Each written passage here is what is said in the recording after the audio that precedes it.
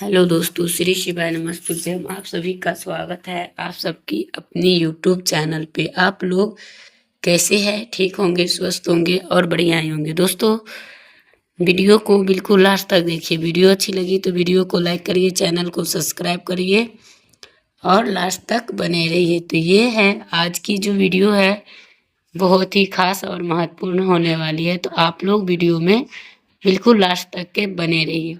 तो ये है सर्दी नवरात्रि में किसी दिन पेड़ के नीचे पेड़ को छूकर और चुपचाप से आ जाते हो तो आएगा इतना पैसा। तो वो कौन सा है और कब तक है? तो ये वीडियो को आधा अधूरी नहीं देखना। जब भी देखिए तब पूरा पूरा वीडियो देखना है और स्किप करके नहीं देखना, ताकि आपको समझ में आएंगे। तो चलिए जा रहे हैं हम बताने और आप लोग बने रहिएगा। और माँ जगदम्बा ने बताया है, जो कोई इस सर्दी नवरात्रि को देव वृक्ष को छूकर वापिस लौट आएगा, उसकी हर एक मनोकामना पूरी हो जाएगी। तो आप में दम है, साहस है, माता रानी पर विश्वास करते हो तो इस नवरात्रि के किसी भी दिन देव वृक्ष के बिना बताए छूकर आ जाए।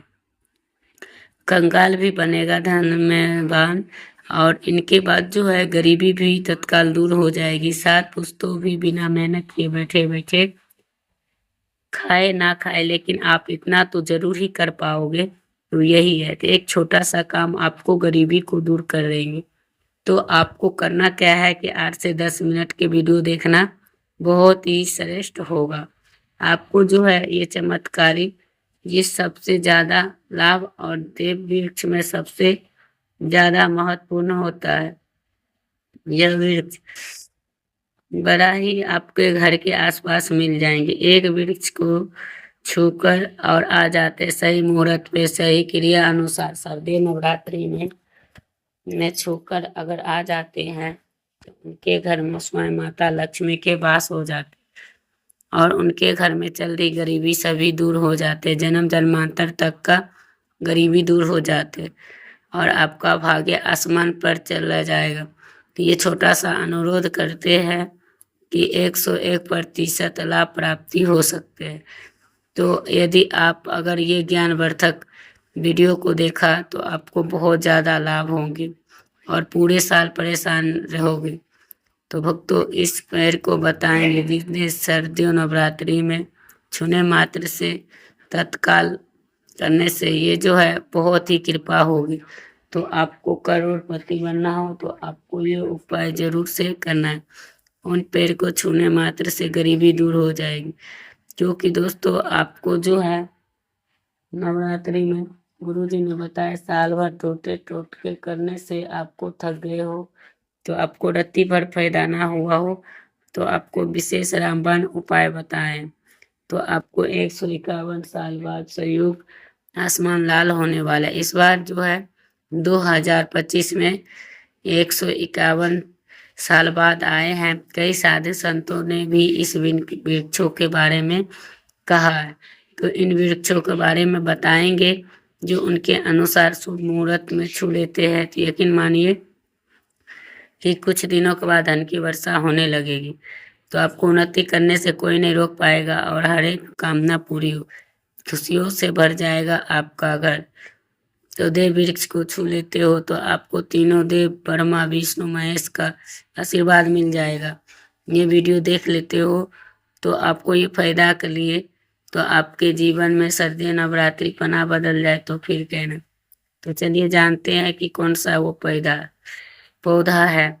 तो आपको वही कार्य करना है और जैसे कि जो में जितना पैदावार होंगे उतना ही आपको धन समृद्धि सुख संपन्न होंगे।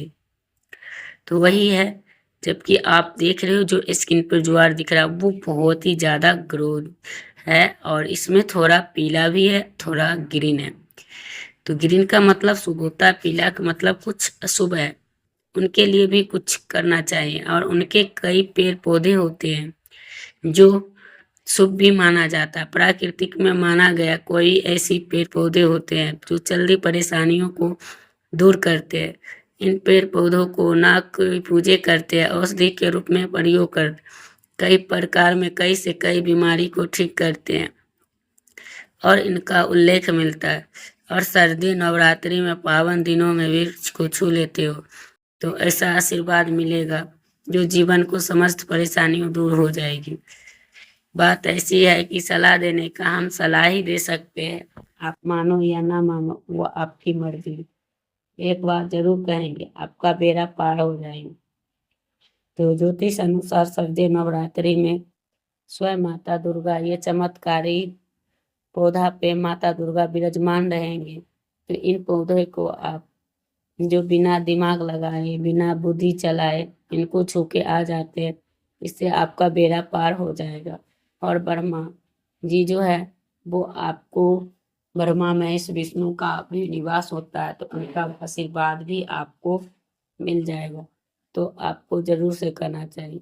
ब्रह्मा विष्णु महेश का भी आशीर्वाद मिलते हैं और धन्यवान बनने से कोई स्वयं विधाता भी नहीं रोक पाता। उन वृक्षों को रोकने से सर्दी नवरात्रि में जानकारी देते हैं ताकि उनको देव वृक्ष को छूने के लिए शुभ मुहूर्त को पता लगा। जैसे कि आपको पता है सर्दी नवरात्रि का 22 सितंबर को हो चुकी है, इसका समापन जो है वो 2025 को होगा। इसी दिन कन्या पूजन भी होगा, उसी दिन आपको वो भी हो, तो आपको उसी दिन आपको करना चाहिए। इस बार सर्दी नवरात्रि में जो पृथ्वी लोक पर पधार चुकी है, हिंदू सनातन रूप में जो मान्यता है कि नवरात्रि पर माता दुर्गा को आगमन उनके सिंह पर नहीं और हाथी पर होता है तो वो अत्यंत शुभ और कल्याणकारी माना जाता है। जीवन सुखमय हो जाता है, भक्ति का भरपूर लाभ मिलता है, आत्मा को सुकून मिलता है, दुर्गा माँ उनको देता है। तो आपको इन चीज़ों को ध्यान रखना चाहिए। और कौन कौन से पेड़ पौधे को ध्यान रखना चाहिए, तो अनेक स्वरूप कहे गए हैं जिनमें वृक्षों को भी स्वरूप कहते हैं। तो इन वृक्षों को भी बताऊंगी जिनको सर्दी नवरात्रि के पावन दिन में छूना बेहद शुभ माना जाता। सर्दी नवरात्रि में छूने के मात्र से शत्रु दोष, कर्ज दोष, गरीबी दोष सारे समाप्त हो जाते। सर्दी नवरात्रि में माता रानी को प्रसन्न करने के लिए सबसे अच्छा समय माना जाता। और पावन पर्व में ऐसे कुछ वृक्ष है जो देव वृक्ष कहे गए, देवी वृक्ष कहे गए, ये देवी वृक्ष के स्वरूप कहे गए हैं और काली माता का रूप कहा गया। तो आपको जरूर से करना चाहिए। जो हमें पूजा करना चाहिए वो कहता है मनुष्य को फ्री में प्राण आयु प्रदान करते हैं और जो कार्बन डाइऑक्साइड होता है उसे ग्रहण करके सभी प्रकार की चीजें करते हैं, उसे स्वयं सोख लेते हैं और ताजगी प्राप्त करते हैं। सर्दी नवरात्रि में कुछ ऐसे पेड़ पौधे धर्म साधना है जिनके छूने मात्र से जो है वोट करना चाहिए। और उनके बाद शास्त्रों में पेड़ पौधे को बहुत ही गुणकारी कहा जाता है, साक्षात उनमें वास होते हो। और चार पेड़ पौधे में छुपा है, कई पेड़ पौधे में चार छुपे हुए हैं। और श्री कृष्ण ने स्वयं कहा वृक्षों में मैं वृक्ष पीपल वृक्ष हो तो इसलिए सबसे ज्यादा होती है, सबसे अत्यधिक होती है, सबसे सर्वशक्तिमान होता है, अत्यधिक पूजा पाठ में इनका महत्व होता है। तो आपको सर्दी नवरात्रि में बता दें कि जय माता दी जरूर लिखिए। जब माता रानी के नाम लिखा या बोला जाता है तो माता रानी उनसे बहुत ही प्रसन्न हो जाती। दोस्तों इनमें जो है बहुत सारे वृक्ष है मंगलकारी और ये होता है तो आपको जीवन के लिए बहुत ही महत्व होता है। और वृक्ष को छूते हैं और सारी परेशानियां नष्ट हो जाते, दुख तकलीफ दूर हो जाती। इन वृक्षों का कई दिन गुण यानी हो जाते हैं, कई गुण मिलते हैं। तो प्राण और चेतना का संचेत मिलता है, तो पूरी ब्रह्मांड में फैली हुई होती है। तो जीव जंतु जितने भी जलाजत जंतुएं हैं वो भी हो जाते हैं। तो आप अगर छू लेते हैं तो आपको जीवन की सारी परेशानी और दिक्कत समाप्त हो जाती है, खासकर मंगल दोष, शनि दोष और नव दोष तो जो अपना असर छोड़ती है वो समाप्त हो जाती है। भक्तों आज आपको 6 या 4 वृक्षों के बारे में बताएंगे जो आपको वृक्षों को समृद्धि और खुशहाली लाने की बेहद प्रभावशाली होती है। तो आपको बीच बीच में से अगर देखा तो आपको पछताना पड़ सकता है। तो शारदीय नवरात्रि ऐसा है जो लंबी लंबी पूजा पाठ करने की ज़रूरत नहीं है, और शारदीय नवरात्रि में सही दिनों में छू लेते हैं तो आपको सारी समस्याएं खत्म हो सकती है।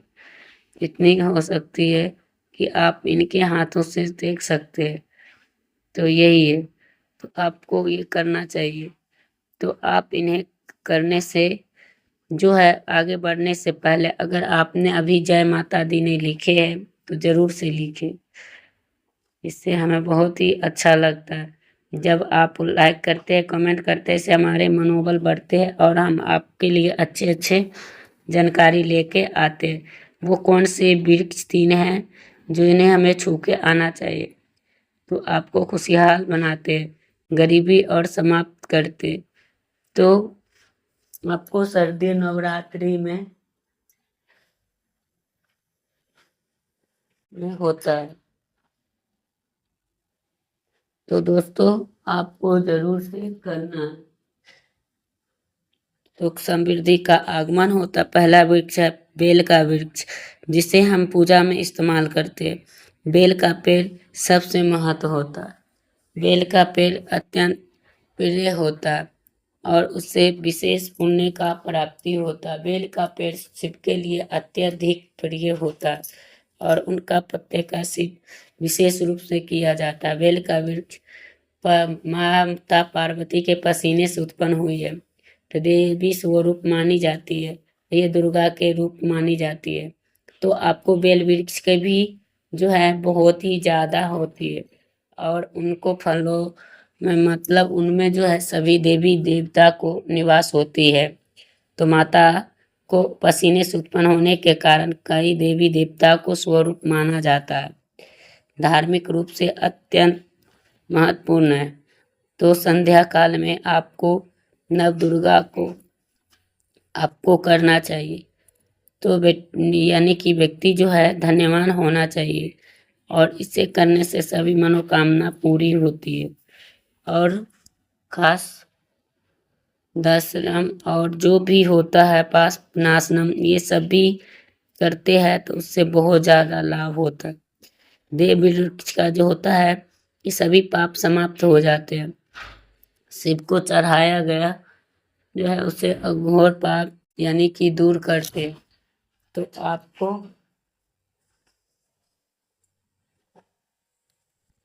तो दुख और कष्ट समाप्त हो जाते और आप धन और सुख समृद्धि समाप्त यानी कि संपूर्ण पाएंगे। तो यही है, और जो कि महत्वपूर्ण है यह है समी का पौध।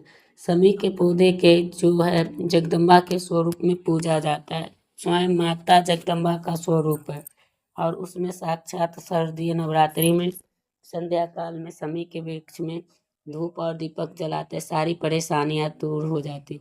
इसके अलावा सिंदूर डालने से भी अच्छे स्वास्थ्य की प्राप्ति होती है। जो लोग लंबे समय से है तो उनके लिए है अच्छा उपाय कि अगर आपके घर में बहुत ज़्यादा बीमार है तो उनके शरीर से 7 बार सिंदूर उतार कर और उनके समी के पौधे में डाल दो, तो उससे बीमारी से बचने के लिए, निरोग रहने के लिए, तो वो समी के जल में सिंदूर डालने से रोग नाश कर सकता है। सर्दी नवरात्रि में समी के वृक्ष को छूकर और अपनी मनोकामना बोलेंगे कि आपकी मनोकामना पूरी हो जाएगी और आपकी दरिद्रता समाप्त हो जाएगी। समी का वृक्ष का भी प्रभाव से अपार लाभ मिल सकते हैं। तो शारदीय नवरात्रि में भी सभी का आशीर्वाद लेकर जीवन में समृद्धि लाए। अब बात करेंगे तीसरा, जिसे कि देव वृक्ष भी कहा जाता है। पारिजात का वृक्ष समुन मंथन से उत्पन्न हुआ था और देवराज नंदन का ही था। तो बाल कृष्ण ने मालम जाने यानी कि मानव कल्याण के ही लिए कहा गया था, और लक्ष्मी भी समुद्र मंथन में उत्पन्न हुई थी। तो किसी व्यक्ति को जैसे शरीर में थकान या पीड़ा हो तो उस पेड़ को छूने से आपको सारी परेशानियां दूर हो जाती। शारदीय नवरात्रि में जो है छूने से कई लाभ हो सकते हैं। उनके यानी वृक्ष के नीचे घी का दीपक जलाते हैं और उनके जल में थोड़ा सा सिंदूर डालते हैं तो आपको बहुत ज़्यादा फायदे होंगे। दोस्तों वीडियो करूँगी यहीं पे एंड, फिर मिलते हैं एक नए वीडियो के साथ। तब तक के लिए श्री शिवाय नमस्ते।